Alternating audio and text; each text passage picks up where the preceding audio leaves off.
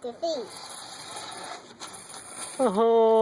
สุดยอดสุดยอดไข่ร้านมันต้องไข่ร้านว่าแต่นะอีฟต้นไม้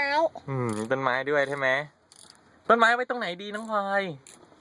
กลางไหมเอาไว้ อ๋อไว้ตรงนั้นเหรออ๋อเอาไว้จะได้บังแดดใช่ไหมใช่เอาไว้ให้รถไฟมันตกกลางว้าเราจะดีเหรอจะดีเหรอ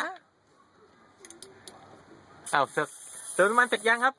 เสร็จแล้วล้อจะต้องอยู่ในรางด้วยนะโอ้โหเร็วไปปะเนี่ยเจะโตอันตรายนะเร็วเกินน่ะเฮ้ยชนทำไมว้าต้นไม้